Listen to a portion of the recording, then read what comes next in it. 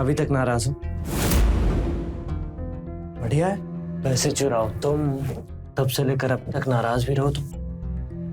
पैसे का जुगाड़ नहीं हो पाया, सोच रहे हैं कहाँ से लाएं। इतनी मासूमियत है यार तुम में। पैसे खर्च करने से पहले अगर सोच लिए होते तो ये हालत नहीं होती ना। जानते हैं हम, और कहीं से भी ले आएंगे पैसे। अरे कहाँ से लाओगी पैसे? खजाना हाथ लगाए क्या या नौकरी लग गई?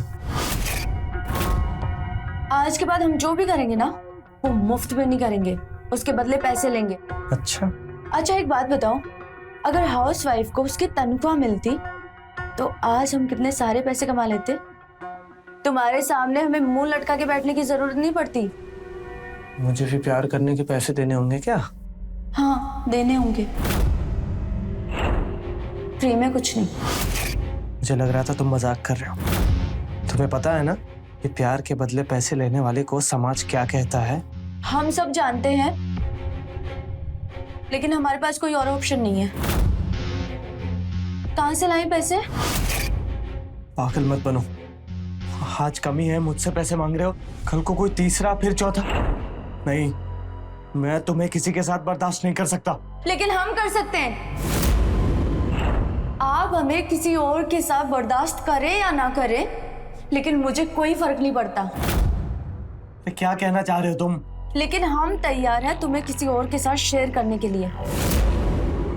वो हमारी सहेली है ना सुप्रिया, 20,000 देने के लिए तैयार है, और 3 रात के 30,000। हमारा सौदा। हम भले ही कम पैसे कमाते हो, लेकिन शरीर और इज्जत पैसे के लिए नहीं बेच सकते। पागल हो गई हो तुम?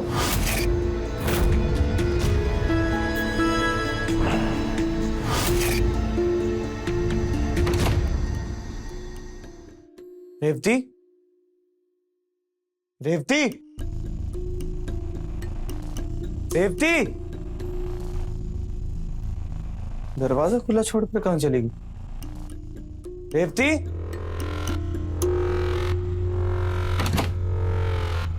अच्छा तो तुम यहां छिपकर सोए हो। कल रात की बात से नाराज हो ना? देखो, मैं तुम्हारे बगैर नहीं रह सकता, और किसी और के साथ तो बिल्कुल भी नहीं। मुझे पता है तुम्हारी नाराजगी कैसे दूर करनी है।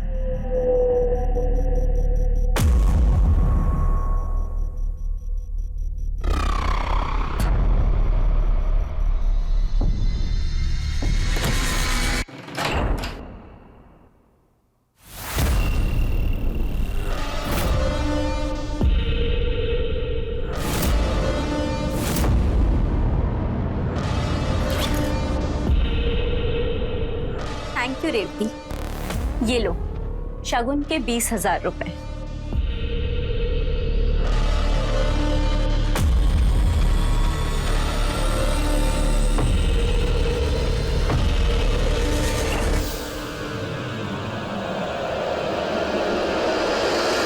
तो प्रशांत जी, इतने सालों से आप शादीशुदा हैं, अपनी बीवी और किसी और औरत में फर्क नहीं समझ पाए?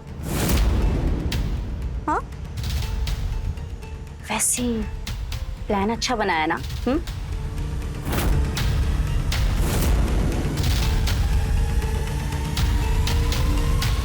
शायद आपने मुझे ध्यान से पहचाना नहीं।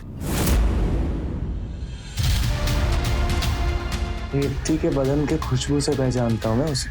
ओह, आज आपके साथ हम बिस्तर हुआ, पहले से ही पता था मुझे। लेकिन क्या है ना, कई बार कुछ जीतने के लिए हारना पड़ता है। ओह, खेल गए आप तो। कल की तैयारी करके रखिएगा, कल की रात रोमांचक होने वाली है।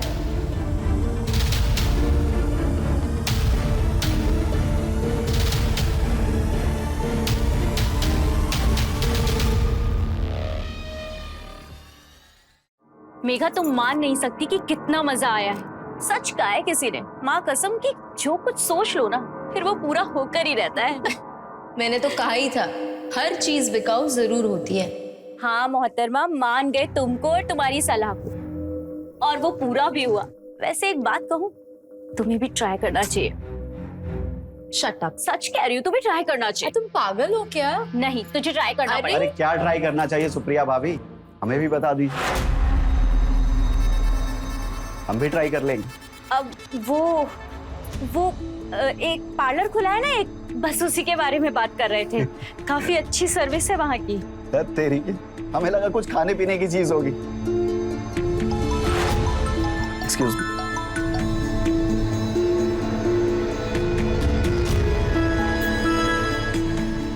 ओके।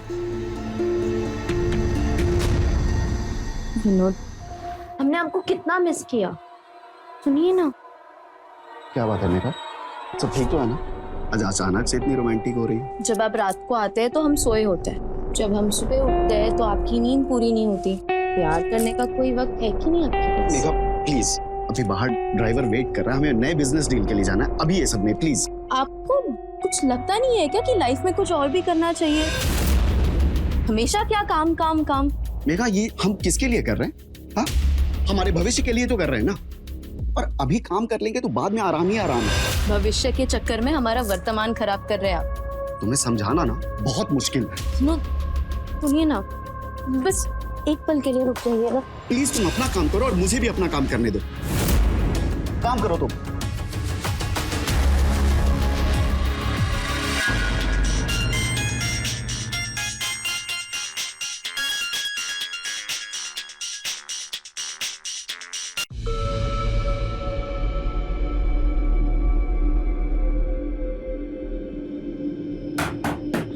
चलो निकलो, टाइम हो गया,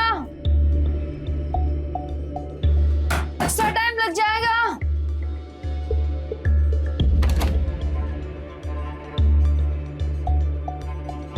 ये लो रेवती, तुम्हारे 3000 रुपए।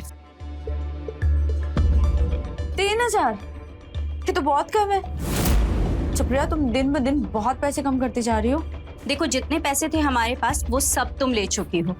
ये 3000 मिला के पूरे 54,000 पूरे महीने में ले चुकी हो तुम। अब इस महीने का कोटा हमारा पूरा हुआ। सुनना यार, थोड़े पैसों की जरूरत थी, तो एक काम कर, एक हफ्ता और आ जा। नहीं बाबा, अब हमसे नहीं होगा। यार, जितने पैसे तुमने दिए थे उससे तो EMI भर दी। टीवी लेना था। टीवी चाहिए, ठीक है, मैं सोचती हूँ कुछ। अच्छा, अगर मैं कोई और क्लाइंट लेकर आऊं तो चलेगा? चलेगा। ठीक है, तो फिर एक शर्त है। बोलना। हर क्लाइंट के ऊपर 10% मेरा कमीशन रहेगा। 10%? बहुत ज्यादा है। 5%। 8। डन। ठीक है, तो शाम को कॉल करती हूँ। चलती हूँ मैं।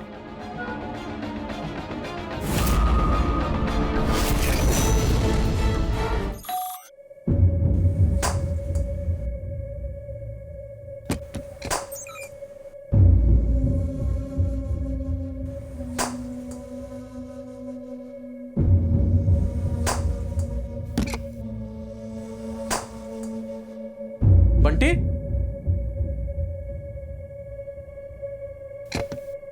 बंटी,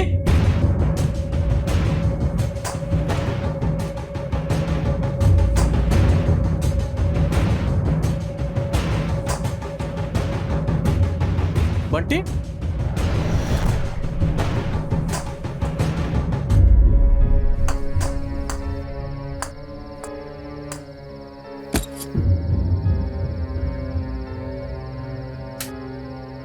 बंटी, बंटी,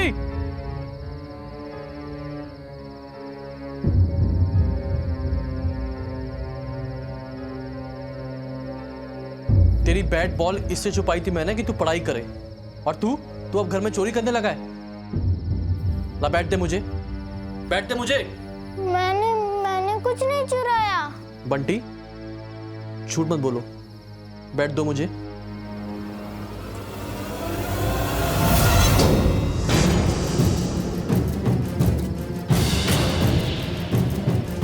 बंटी, ये कहाँ से मिला तुमको?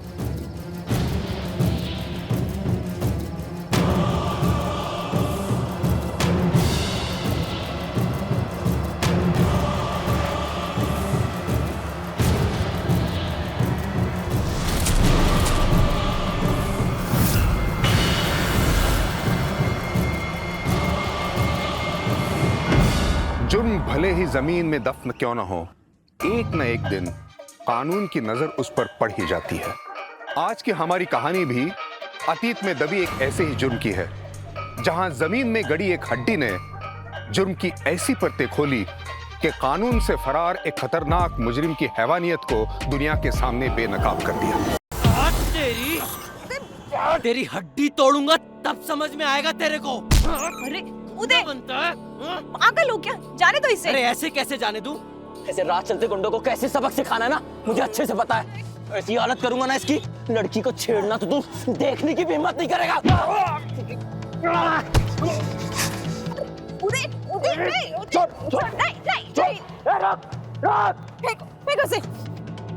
भैया आपने बहुत अच्छा किया, ये लड़का आते जाते सबको छेड़ता है। हमारे पति में इतना हिम्मत का जो आप में है। Thank you.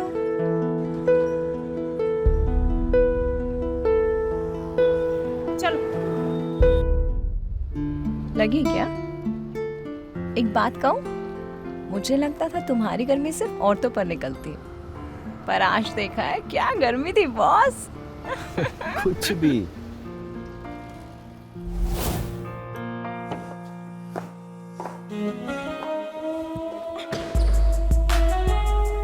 एनर्जी तो अभी भी बहुत बाकी है। अच्छा, दिखाओ। दिखाओ।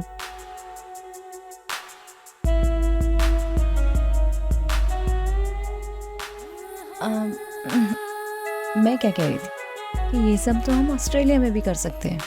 अभी चल के तुम्हारी वीजा एप्लीकेशन की जो फॉर्मेलिटीज रह गई ना, वो पूरी कर लेते हैं, ठीक है?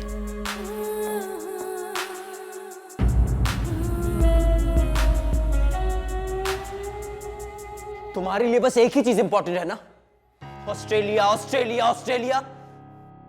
तुम इसीलिए मेरे साथ हो ना, कि ऑस्ट्रेलिया जा सको। हर वक्त बस एक ही बात, वीजा कब बन रहा है, वीजा कब बन रहा है। पर हमारा एम्बेसी के बाहर मिलने से लेकर अब तक यही प्लान था ना, कि हम लोग साथ में ऑस्ट्रेलिया जाएंगे, अपनी नई लाइफ स्टार्ट करेंगे एक साथ। फिर ये कैसे बिहेव कर रहे हो तुम? मैंने ना वीजा के लिए अप्लाई ही नहीं किया है, नहीं जा सकता मैं तुम्हारे साथ ऑस्ट्रेलिया। पर तुमने प्रॉमिस किया था कि ये न्यू ईयर हम सिडनी में साथ में मनाएंगे। मैंने अपने घर में झूठ बोला कि मैं अपनी दोस्त की शादी में आई और यहाँ से सिडनी जाऊंगी। फिर ऐसे क्यों बिहेव कर रहे हो तुम? मैं नहीं जा सकता तुम्हारे साथ ऑस्ट्रेलिया, मेरा पास्ट मेरा पीछा नहीं छोड़ेगा।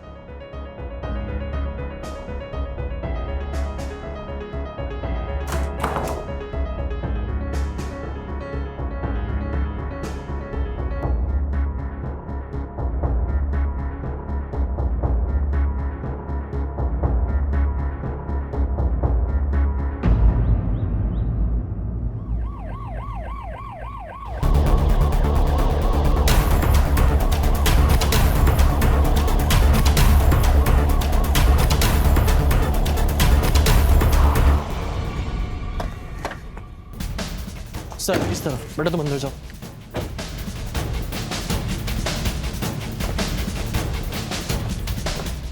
वहां से सर, ये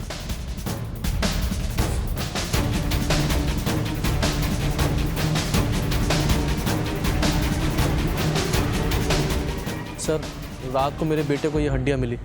सर हम डर गए थे, जैसे जैसे रात गुजारी है। अगर ये हड्डियां रात को मिली तो इन्फॉर्म क्यों नहीं किया तभी? सर हम डरे हुए थे, हमारी कुछ समझ में नहीं आया। ये सारी जगह खुदवाओ और फॉरेंसिक को बुलाओ फास्ट।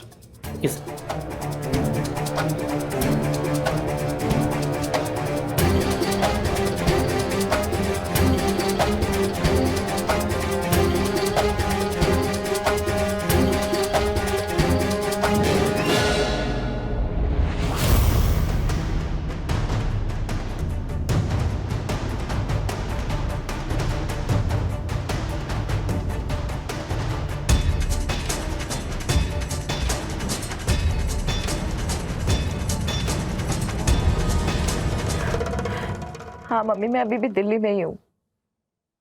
तो मैं क्या करूँ, फ्लाइट बार बार कैंसिल हो रही है। अब परसों की फ्लाइट है।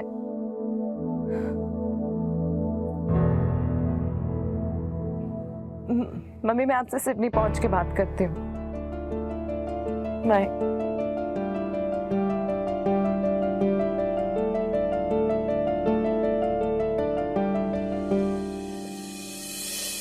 Hello sir. चेकिंग।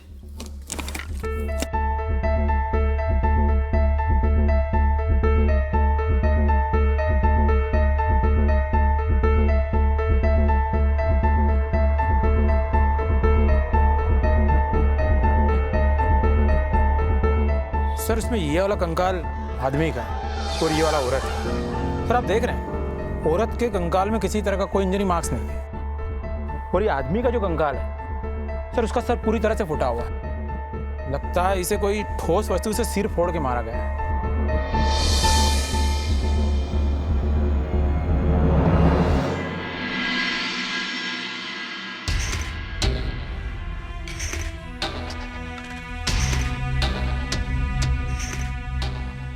रायपुर रहते थे हम,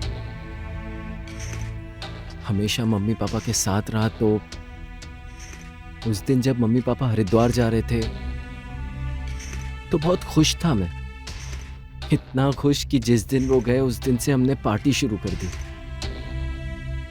कुछ दिन की फ्रीडम जो मिली थी, कुछ दिनों तक रोज हमारे घर पे पार्टी होती थी। फ्रेंड्स, गर्लफ्रेंड, दिन रात पार्टी चलती थी। लेकिन जब 5 दिन बीत गए तब रियलाइज हुआ कि मम्मी पापा तो 3 दिन में वापस आने वाले थे, अब तक आए क्यों नहीं। 5 दिन के 7 दिन हुए, 7 दिन के 15, लेकिन मम्मी पापा कभी लौटकर वापस नहीं आए। तो पुलिस ने क्या कहा? उनके जाने से मैं इतना खुश था कि मैंने कभी उनसे पूछा ही नहीं कि वो कहाँ किस लॉज में रुकने वाले हैं। पुलिस को बताने के लिए मेरे पास कुछ नहीं था, लेकिन मैं फिर भी पुलिस के पास गया। मैं हरिद्वार भी गया, लेकिन लोग कहने लगे कि मैं भी एक बुरा बेटा हूं, जिससे दुखी होकर मेरे मम्मी पापा सन्यासी बनकर हिमालय चले गए होंगे। तो यही वो रीजन था जिसकी वजह से तुम इंडिया छोड़ के ऑस्ट्रेलिया शिफ्ट होना चाहते थे? सोचा तो यही था कि रायपुर छोड़ दूंगा तो सब कुछ पीछे छूट जाएगा। तो पता है, आज भी जब दरवाजे पे नॉक होता है ना, तो लगता है जैसे मम्मी पापा आ गए।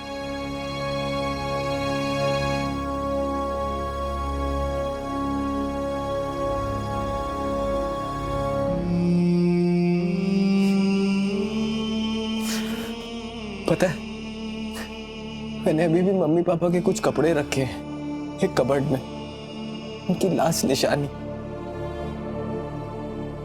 जब तुम मुझे एम्बेसी के बाहर मिले ना, तो मुझे लगा कि मेरी एक नई जिंदगी शुरू हो गई है। और कल रात वो फिर मेरे सपने में आए। अंकिता, मैं कहीं भी क्यों ना चला जाऊं, मेरा पास्ट मेरा पीछा नहीं छोड़ेगा। अंकिता कभी नहीं छोड़ेगा। आपसे पहले कौन रहता था यहाँ पर? सर कोई जवान सा लड़का था, उससे खरीदा था मैंने। तो बेचकर कहाँ गया उसका मुझे कुछ नहीं पता। अरे बुड्ढा बुड्ढी होंगे वो।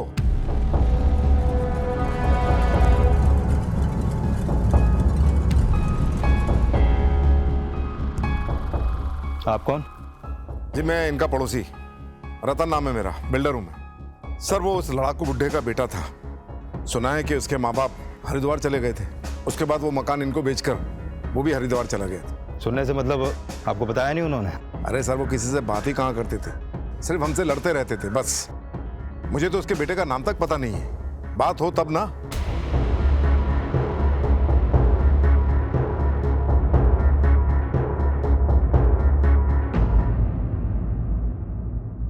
हम एक काम करते कि हम कल ही हरिद्वार चलते हैं।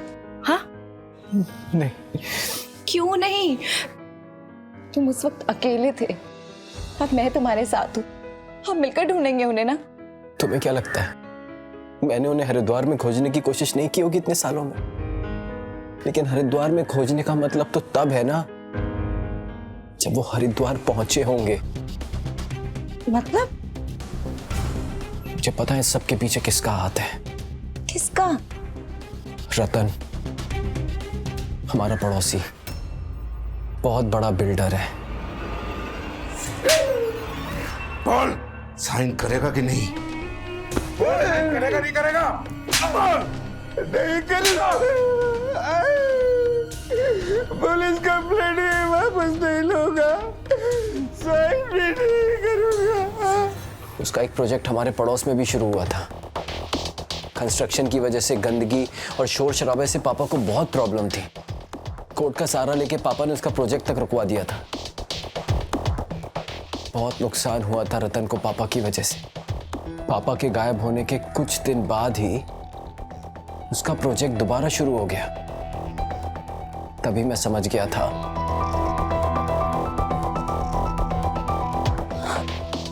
तो हम रतन के खिलाफ रिपोर्ट फाइल करते हैं ना, और उसके खिलाफ जो भी सबूत ढूंढने में मन पड़ेगा वो हम सब करेंगे। पिछले 6 सालों में वो कहां से कहां पहुंच गया अंकिता। मतलब मेरे मम्मी पापा जैसे कितने लोगों को उसने गायब किया होगा। इतने पावरफुल इंसान से कैसे लड़ सकते हैं हम, जिसने फेक डॉक्यूमेंट्स बना के मेरे घर की आधी जमीन तक हड़प ली।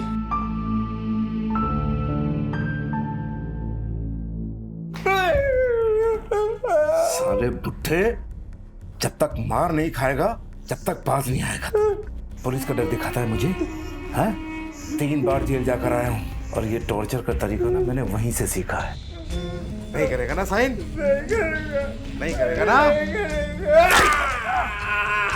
बोल। साहब, मार पुलिस आई है। पुलिस आई है? पुलिस? ठीक है, तुम इससे साइन कराओ और मारते रहो इसे, लेकिन आवाज नहीं आनी चाहिए। कराओ साइन।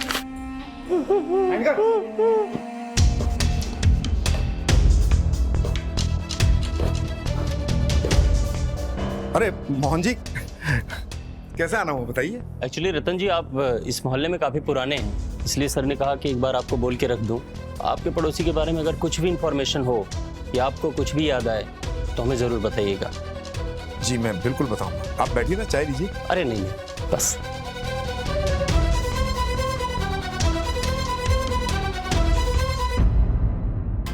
सर 1 मिनट सर, मुझे एक बात याद आई है। सर माँ बाप के साथ तो मेरा झगड़ा होता ही था क्योंकि मैं बिल्डर हूँ, लेकिन अभी कुछ दिन पहले मेरे सामने एक बात आई है। सर ये जो घर था ना बुड्ढा बुड्ढी का, जो वो बेच कर गए हैं, ये उसके नाम में था ही नहीं। सर एक्चुअली घर उसकी माँ के नाम में था जो लापता है, तो फिर वो घर कैसे बेच सकता है?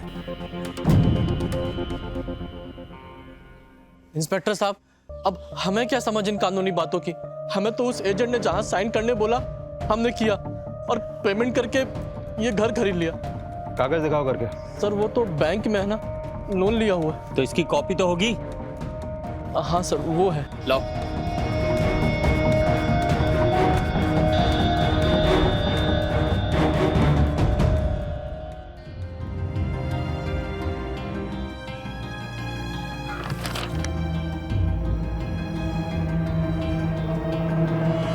उर्मिला ठाकुर, ये तो उसकी माँ का डेथ सर्टिफिकेट है। अगर डेड बॉडी आज मिली है तो ये सर्टिफिकेट कहाँ से आया? मोहन, इस उदय का पता लगाना पड़ेगा। जिस कॉलेज में वो पढ़ता था उधर जाके पता करो, शायद उसका कोई दोस्त मिले।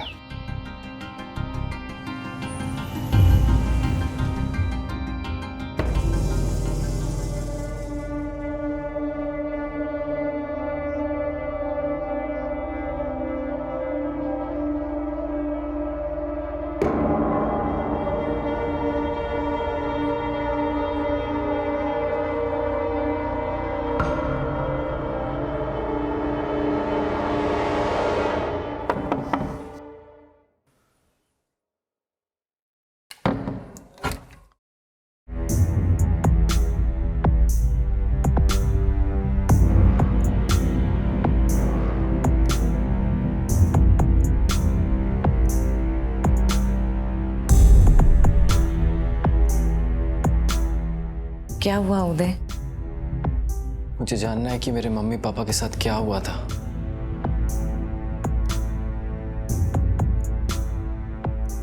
मैं लड़ूंगा अंकिता। तुमसे मुझे बहुत हिम्मत मिली है। हम कल ही रायपुर के लिए निकलेंगे। सच?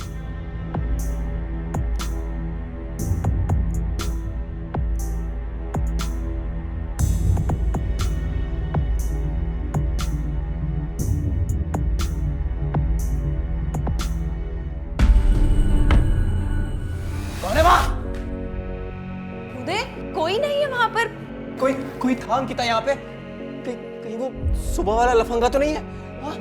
उदय यहाँ कोई नहीं है। अरे यहाँ कोई नहीं है। अरे क्या तुम क्या?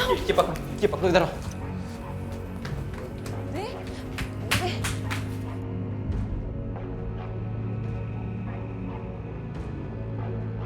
उदय मैंने कहा था ना बाहर कोई नहीं है।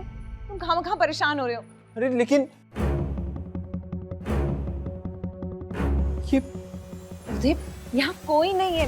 तुम्हें वहम हो रहा है। मैं कह रहा हूँ कोई था। उदय यही था कोई।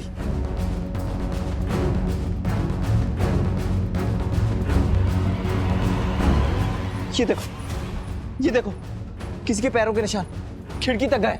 ये देखो, मैंने कहा था ना कोई है, कहा था ना। ये तो किसी लेडीज चप्पल के निशान है। ये उस आदमी के नहीं हो सकते। ये तो फिर निशा ही होगी। निशा? कौन निशा? निशा कौन है? वहाँ कौन है? उदय कौन है?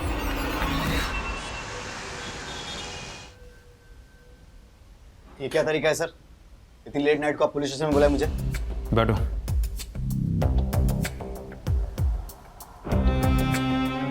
ये तुम्हारा कॉलेज फ्रेंड है ना?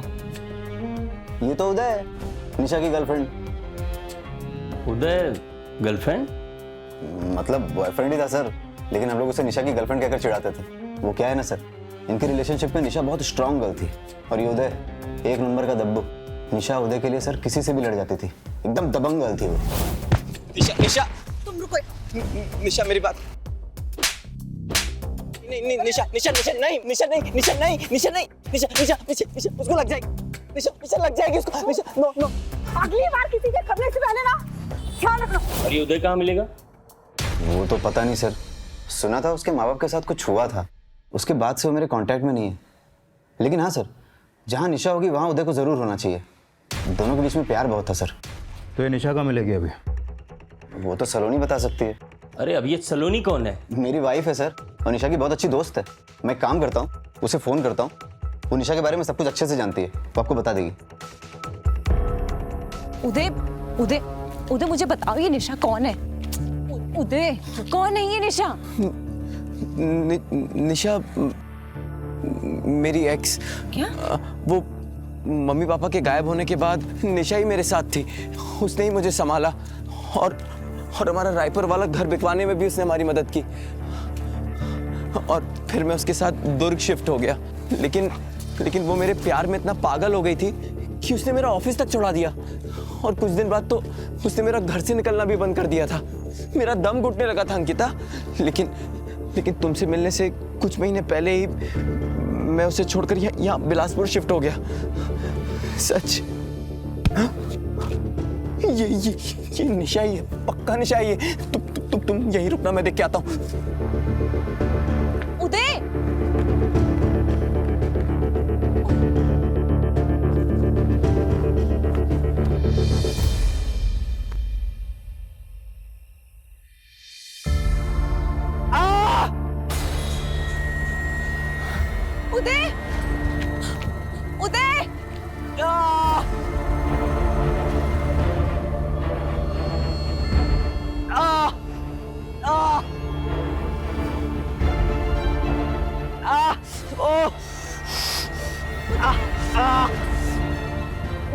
उदय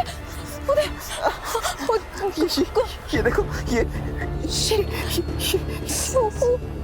निशा निशा निशा मैंने कहा था ना निशा यही है। चाकू से मारो सर और भाग गई। ये जगह हमारे लिए सेफ नहीं है अंकिता, बिल्कुल सेफ नहीं है। चलो चलो यहाँ से चलते। अंकिता चलो। नहीं नहीं चलो चलो। हाँ जल्दी आओ जल्दी आओ।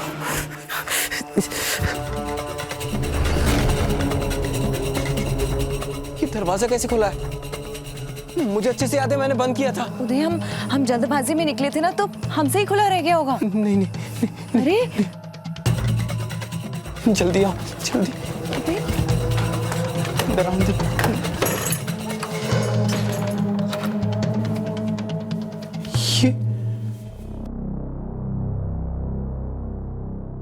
ये सब क्या है? उदय पीछे ये सब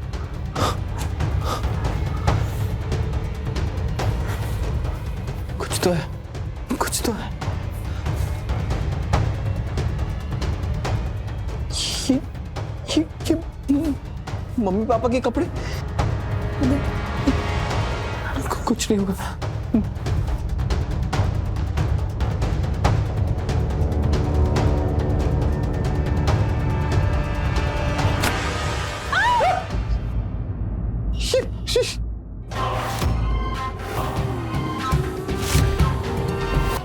निशा किया ये सब।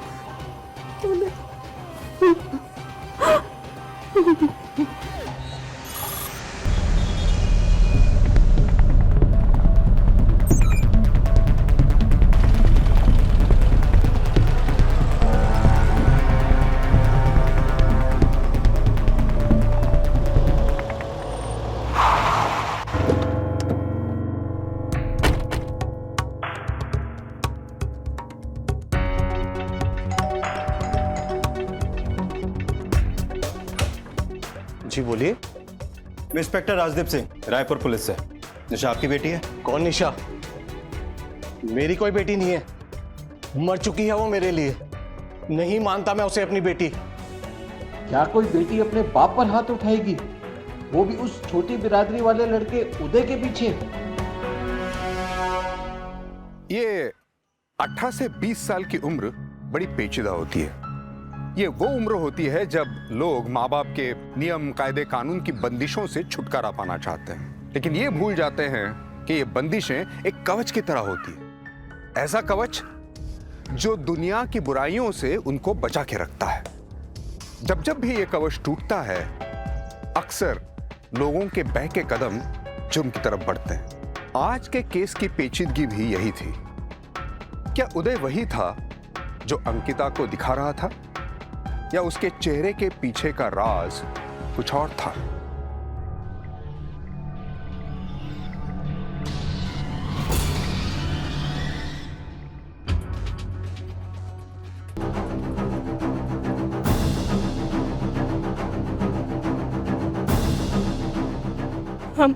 हम पुलिस के पास चलते हैं ना। ये सब मेरे को बहुत डर लग रहा है। हम रतन के बारे में बाद में सोचेंगे, अभी इसका कुछ करते हैं ना। जरूरी तो नहीं कि रतन ने वो सब किया हो। मतलब? क्योंकि जब तक निशा मेरे साथ थी, उसका मेरे दिमाग पर भी कंट्रोल था। वो जैसा चाहती थी मैं वैसा सोचता था। लेकिन तुमसे मिलने के बाद और ये जो कुछ भी हुआ, मुझे सब समझ में आ रहा है। उस दिन जब मेरे मम्मी पापा हरिद्वार जा रहे थे, तो निशा ही उन्हें स्टेशन छोड़ने गई थी।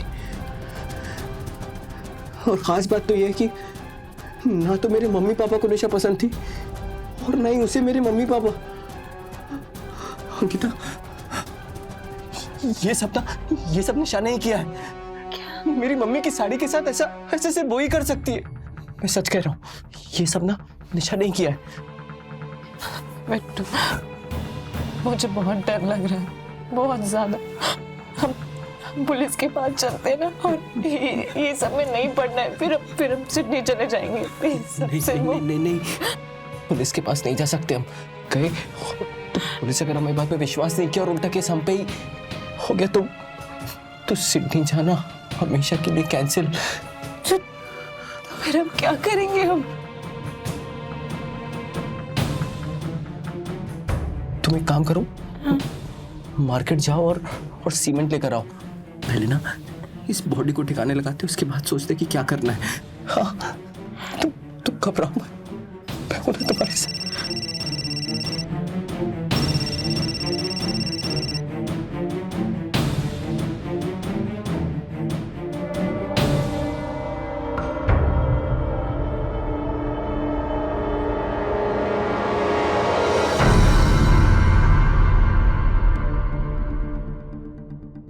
आपकी बेटी पर डबल मर्डर का चार्ज लगने वाला है, और अगर आपने अभी कुछ नहीं बताया उसके बारे में तो हमें आप पर भी केस लगाना पड़ेगा, एक खूनी की मदद करने के लिए।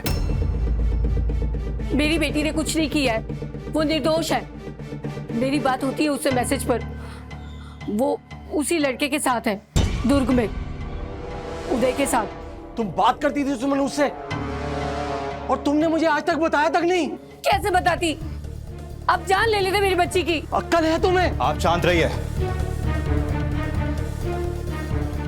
परसों रात को मैसेज आया था उसका, उसने कुछ नहीं किया। इनसे नंबर लो। नंबर दीजिए। 84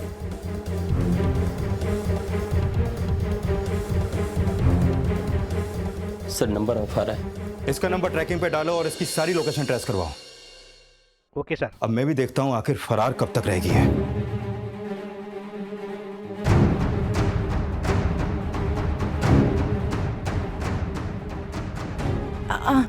वो सीमेंट चाहिए मुझे।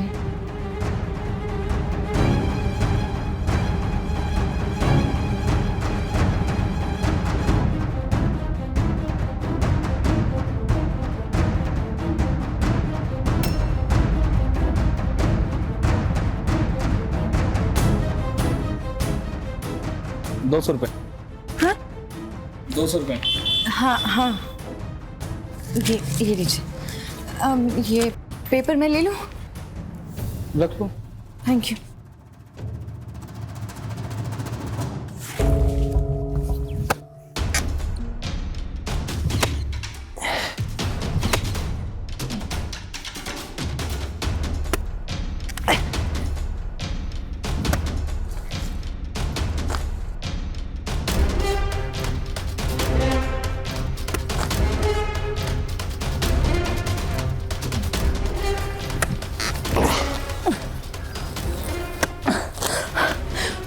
उदय,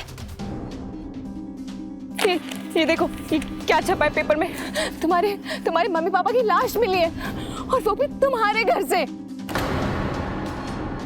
क्या है ये सब? उस टाइम पे सीमेंट नहीं मिली थी ना? क्या? अब तक तो पुलिस निशा के घर भी पहुंच गई होगी, तभी निशा की मम्मी ने कल मुझे रिप्लाई नहीं किया।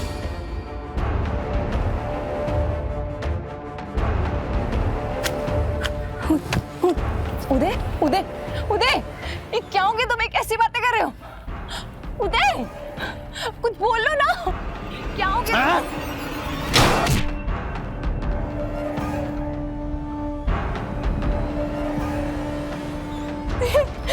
ये क्या कर रहे हो तुम?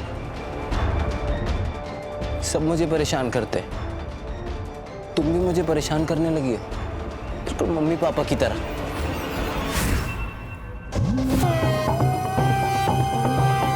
माँ को मारकर मुझे दुख हुआ था, शायद वो आखिरी बार मुझे दुख हुआ था, फिर कभी नहीं हुआ।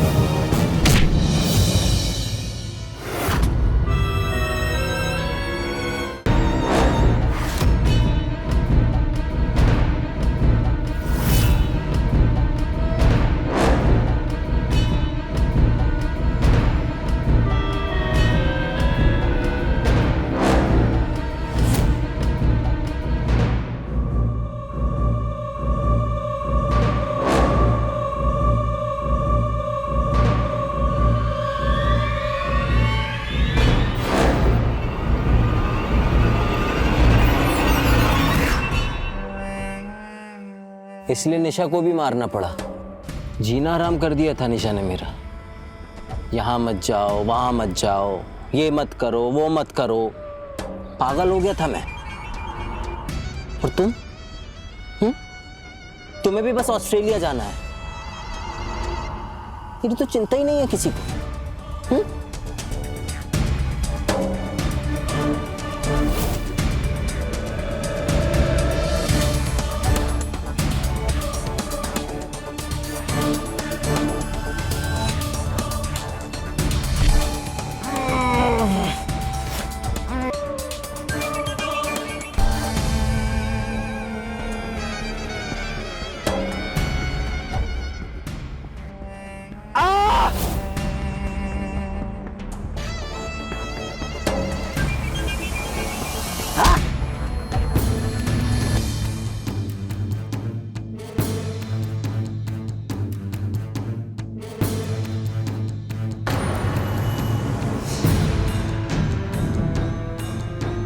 सर, अभी भी हमारी दुर्ग पुलिस से बात हुई। उन्होंने बताया कि निशा के मम्मी ने जो एड्रेस दिया है उस एड्रेस पे तो फिलहाल अब कोई नहीं रह रहा है।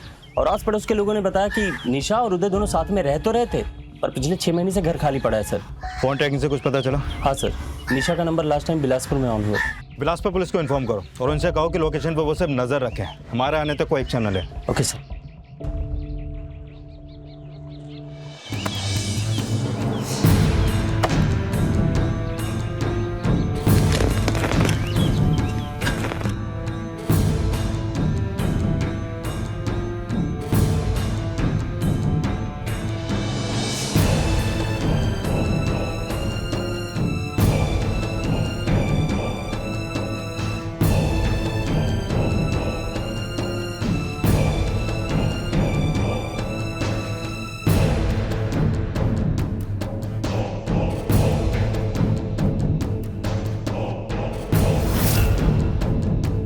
यही तो सबसे बड़ा सवाल है, आखिर भरोसा किस पर करें? हम जिनसे प्यार करते हैं, दिल करता है कि उनकी हर बात पर विश्वास करें।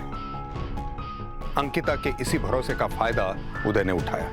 एक ऐसा इंसान जो अपने ही माँ बाप को मारकर फरार है, उसका बैकग्राउंड चेक किए बिना उस पर भरोसा करने की गलती ही अंकिता की मौत का कारण बन गई। ओके सर, बिलासपुर पुलिस का कहना है कि आस पड़ोस के लोगों ने उदय को निशा के साथ उस घर में नहीं देखा। वो किसी और लड़की के साथ रह रहा है।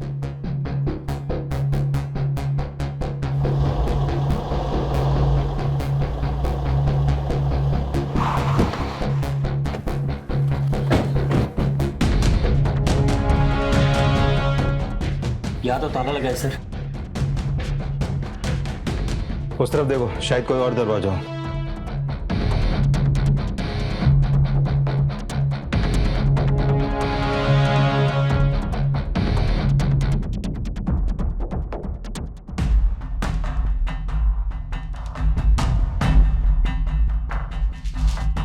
सर, इस घर में एक ही डोर है जिसमें ताला लगा है।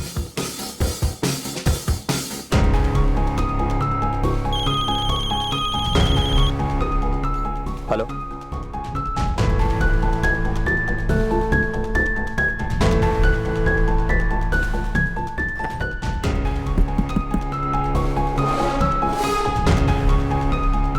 ओके, बैठा के रखो उसे।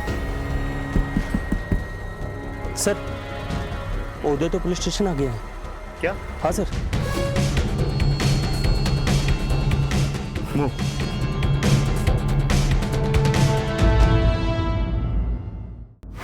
आज न्यूज़पेपर में देखा कि मेरे मम्मी पापा की डेड बॉडी मिली हमारे ही पुराने घर में।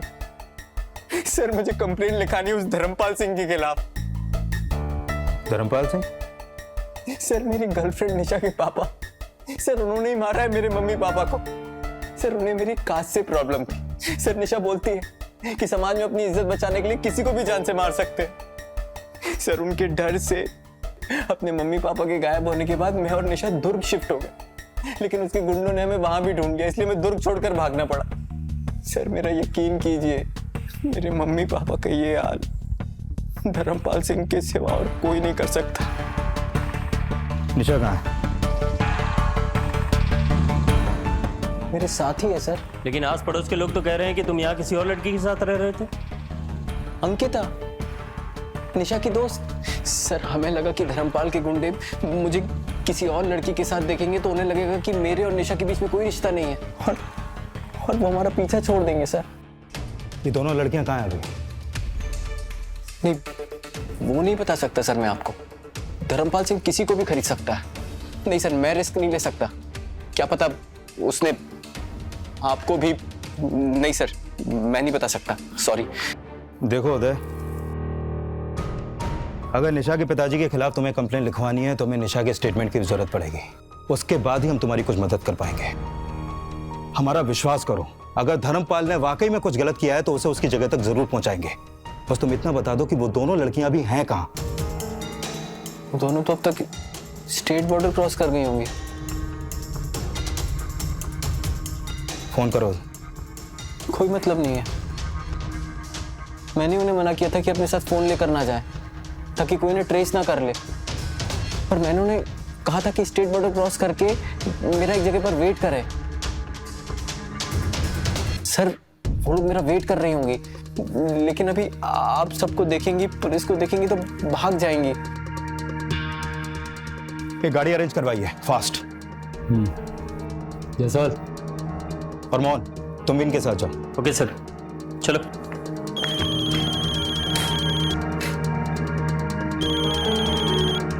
हेलो। दुर्ग के उदय और निशा के घर की फोटो मेरे पास आ गई, मैं आपको सेंड कर रहा हूँ। ठीक है। सिंह साहब, मैं समझता हूँ कि टिफिन तैयार होगा, क्यों ना लंच साथ में कर लें। ठीक है।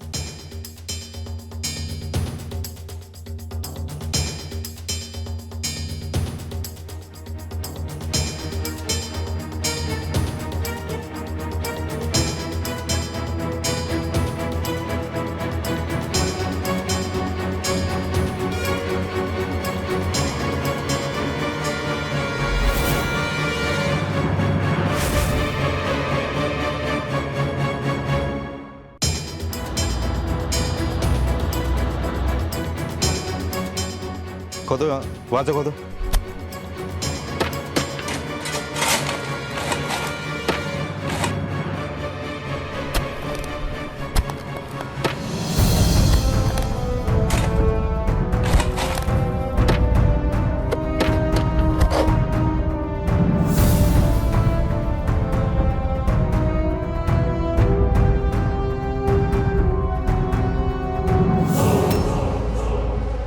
एक मिनट।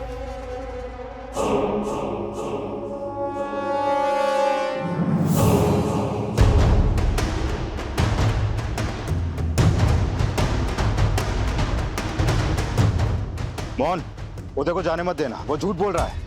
सॉरी सर, वो तो भाग गया। व्हाट? सर बहुत जोर जोर से रो रहा था, पेशाब करने जा रहा हूँ बोल के फिर वापस आया ही नहीं। शिट। सर इस वक्त हम एमपी के एरिया में खड़े हैं।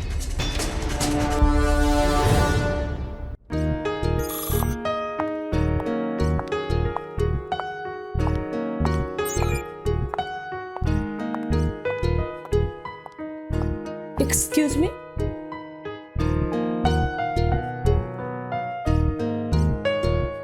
Ravi? Yes, Ragini, right? Yeah. Please have a seat. Thank you. So Ragini, what would you like to have? No, it's okay. Okay then, tell me. So आप जैसे corporate professional लड़के को मुझ जैसे कॉलेज गर्ल में ऐसा क्या interesting लगा? मुझे ना हमेशा से ही एम्बिशियस गर्ल्स में इंटरेस्ट रहा है, जिनमें कुछ कर जाने की ललक हो, just like you. Oh thank you. तभी तो तुम्हारे लिए सोशल मीडिया पर हमने इतने सारे प्रोफाइल्स बनाए। यंग एम्बिशियस इंडिपेंडेंट गर्ल्स, यही तुम्हारा टाइप और पैटर्न है। ये क्या कर रही हो रागनी? नीचे करो, नीचे करो। तुम्हारा खेल खत्म मिस्टर उदय, आप थाने में ले जाओ उसे। चल। Thank you officer Ragini. No problem sir. नदी की छोटी मछली हो या समुद्र की शार्क, जाल में फंसाने के लिए दाना डालना ही पड़ता है। Finally we did it sir. Good job. Thank you. एक फरार अपराधी, आपका दोस्त, आपका प्रेमी किसी भी रूप में आपके सामने आ सकता है। वो बार बार झूठ का जाल बुनेगा और आपको गुमराह करेगा। अतीत में किए गए अपने जुर्म को छुपाने के लिए वो किसी भी हद तक जाएगा। उदय ने भी यही किया। उसने सिर्फ अपना हुलिया ही नहीं, अपना किरदार ही बदल दिया। बस एक चीज नहीं बदली, जुर्म करने की उसकी लत। बिना डरे वो बार बार जुर्म किए जा रहा था। बस ये भूल गया था कि 24 घंटे लगे या 24 साल, एक दिन उसे होना ही है गिरफ्तार।